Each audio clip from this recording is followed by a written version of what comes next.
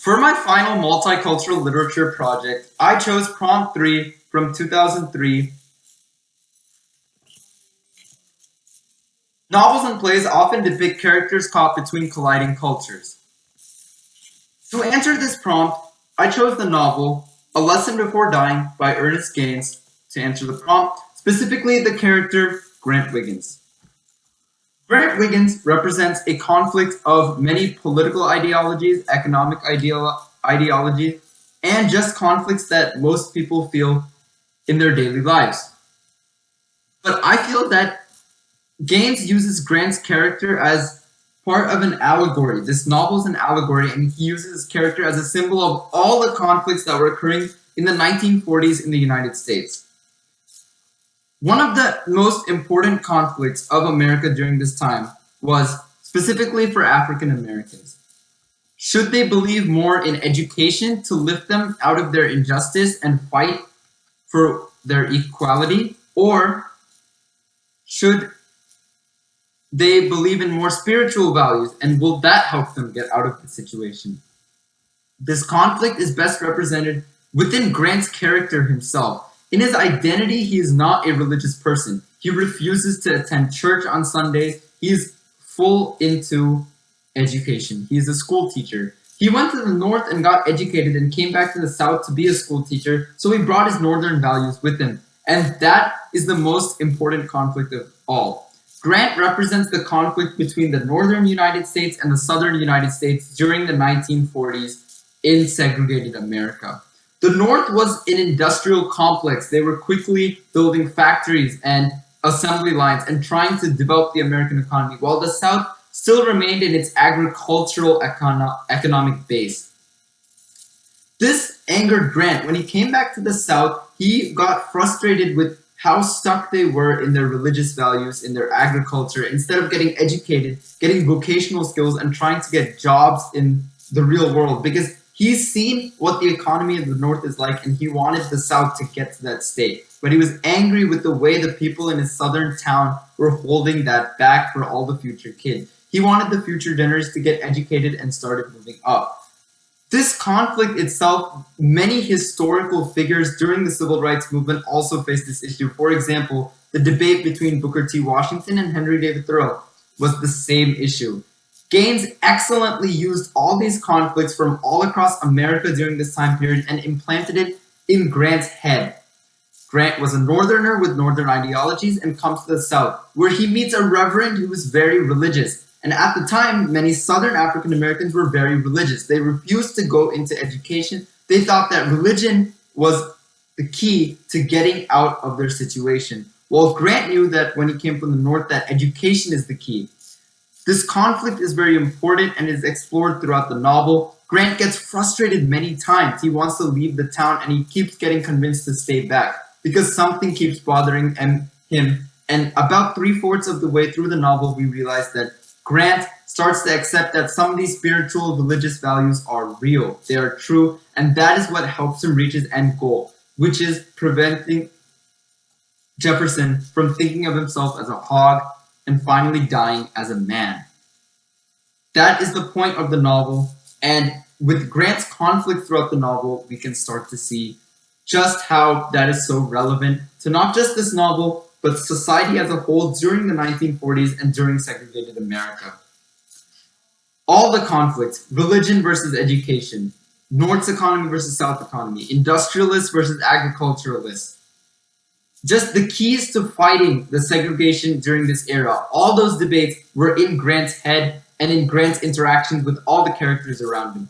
That is what makes his conflict so relevant, and that is what makes his identity so interesting and so nuanced, that he is the one who shoulders this novel and makes this novel such an excellent read and such a testament to the time period. Grant's character is essentially the conflict between the North and the South. That is Gaines's point. It's a conflict between Northern America and Southern America. Their viewpoints, their ideologies, their economies, their politics, everything. That conflict is what Grant's mindset is in, and that is what makes Grant's character so interesting to analyze and so necessary for us to fully understand, comprehend, and understand how his character relates to all these conflicts in real world America in history. That is the relevance of this novel. I feel that I have definitely grown as a learner throughout the course of this semester. First of all, this is an online literature class, and it's only in one semester. And I felt that that really helped me grow as a learner. I finally learned how to pace myself in literature. I had to get really underneath the meaning of things this time.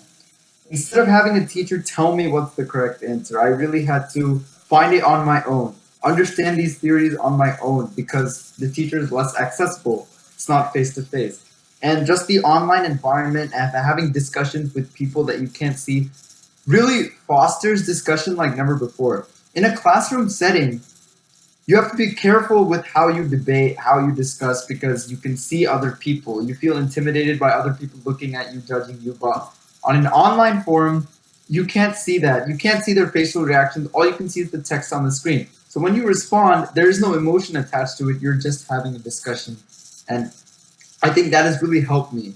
Yeah, it's given me definitely more confidence in going into discussions because now I feel that I can discuss very cleanly, very clearly and effectively without worrying about the emotions of the person that I'm discussing with. I've also grown definitely in a unit where we learned about the literary criticisms. I felt that that unit was probably the most rewarding literature experience I've had in this semester. I learned to analyze books, not just books, literature, media, movies with this angle of these literary criticisms, and that has helped me so much. I mean, when I go to the table and discussing with friends, discussing with teachers, different movies, books, literature, articles that I've read, I'm a lot more engaged in the discussion. I know a lot more, and I bring a lot more to the table than I previously did. And I believe that this makes me a more well rounded, more knowledgeable person. The most important argument and idea that was generated from this semester's discussion, I feel, is you should analyze any piece of work outside its context instead of closely reading it by detail. Of course, this is an argument because a lot of theorists feel that you should only read a novel or literature line by line and analyze what's just in the text or what's just in the work. I feel that's wrong.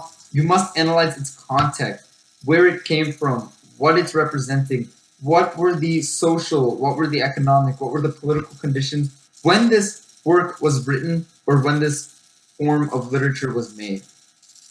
And the values of that come from primarily the new historicism or post-colonial literary criticism, which are two of my favorite. I love history and I love politics, and exploring literature and works of art through the post-colonial, through the new historicism critical lenses, this really allows me to combine economics, politics, history, which I really like, with literature and the works of art that I'm reading, watching, or enjoying.